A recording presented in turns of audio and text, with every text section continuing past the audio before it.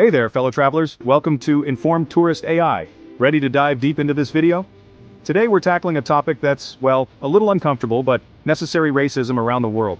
What if I told you there's a hidden side to some of the most popular tourist destinations? Stick around to find out what it is. We'll be looking at some of the countries where racism sadly isn't just a bad date story, but a systemic issue.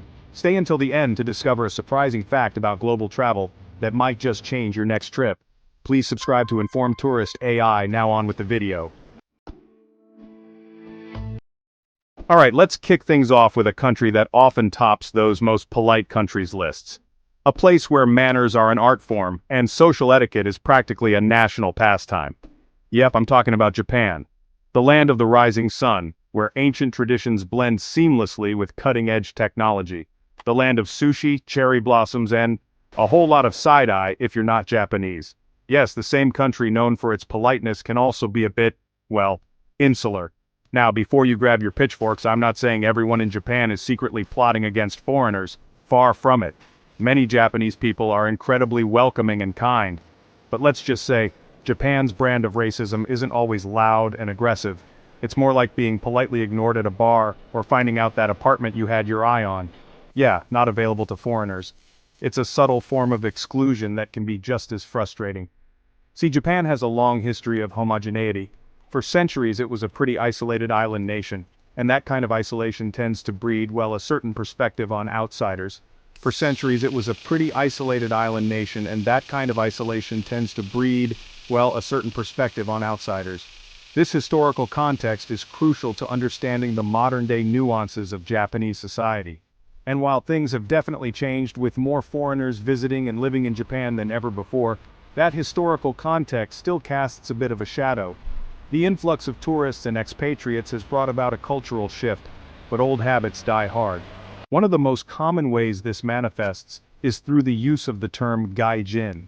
Now, technically it just means outside person, but it's often used in a way that emphasizes otherness, that sets you apart as well, not really belonging. It's like being that friend who's always invited to parties but never quite knows all the inside jokes. You're there, but you're not really part of the inner circle. It's like being that friend who's always invited to parties but never quite knows all the inside jokes. You're there, but you're not really part of the inner circle. This feeling of being on the periphery can be quite isolating. And then there's the whole issue of housing.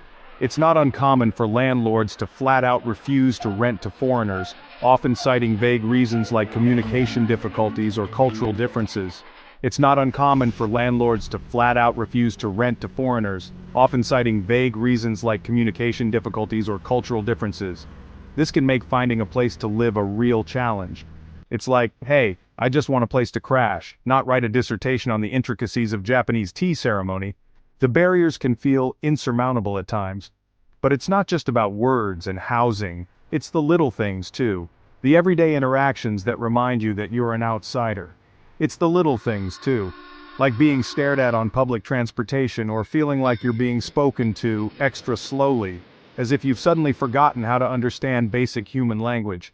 Like being stared at on public transportation, or feeling like you're being spoken to extra slowly, as if you've suddenly forgotten how to understand basic human language. These microaggressions can add up, creating a sense of perpetual otherness. It's a constant, low-level hum of otherness that can be exhausting, even if it's not always malicious. The feeling of being perpetually on the outside looking in can wear you down over time. Ever wanted to feel like a museum exhibit? Book your flight now. Because in Japan, you might just get that experience whether you want it or not.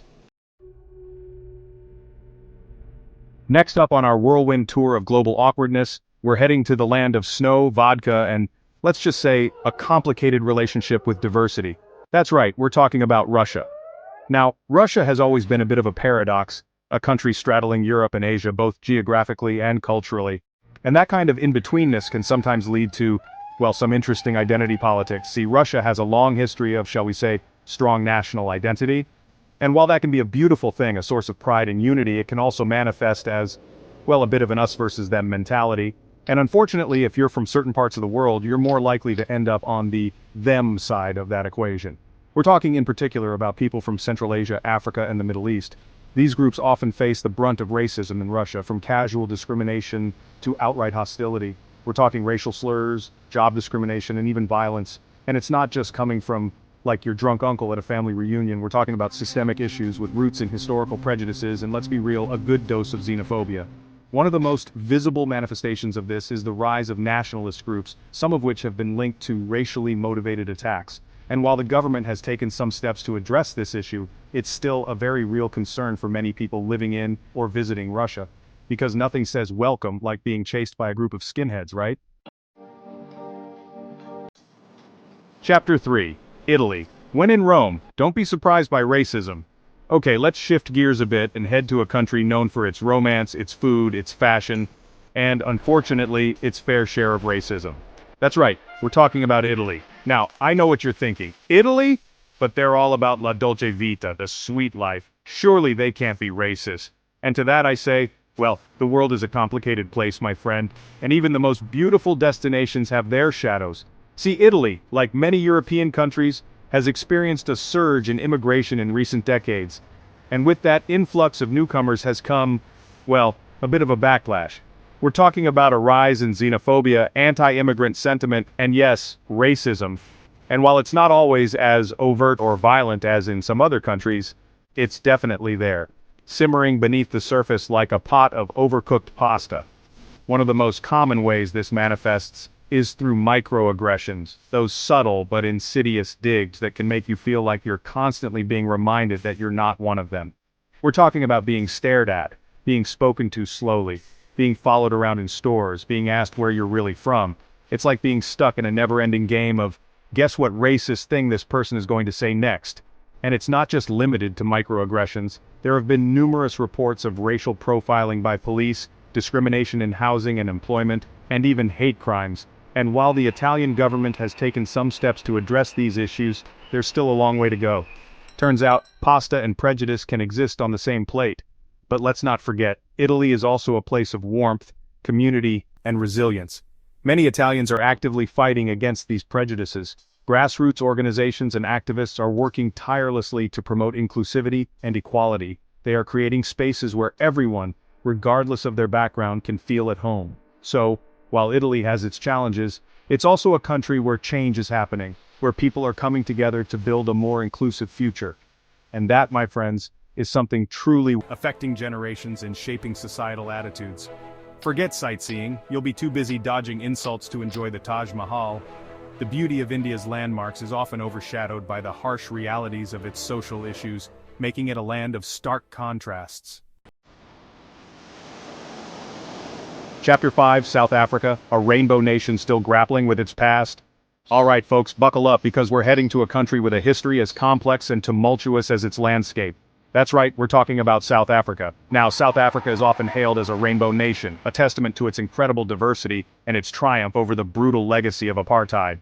And it's true, South Africa has made remarkable progress in the decades since the end of segregation. But let's not kid ourselves, the scars of the past run deep, and racism is still a very real issue in this beautiful and troubled land. See, apartheid wasn't just a set of laws, it was a system designed to oppress and disenfranchise people of color, to relegate them to second-class citizenship in their own country.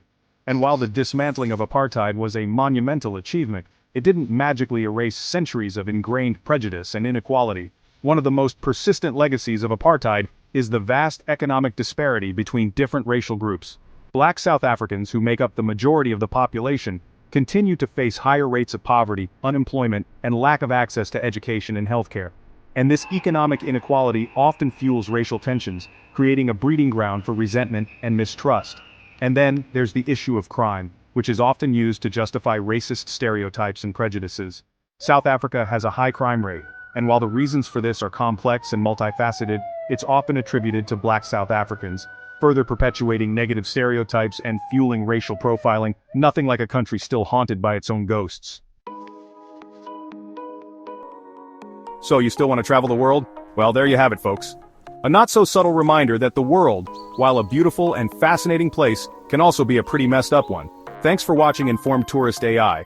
Please hit the like button and subscribe. It's free and helps support the channel. But hey, don't let this get you down. The point isn't to scare you off traveling altogether. It's about going in with your eyes open, being prepared for the unexpected, and maybe, just maybe, using those experiences to learn, to grow, and to become a more informed and empathetic traveler. Because at the end of the day, The world needs more people who are willing to step outside their comfort zones, to engage with different cultures and to challenge their own biases. And remember, if you ever feel like the odd one out, just smile, wave, and maybe practice your bless your heart sarcasm.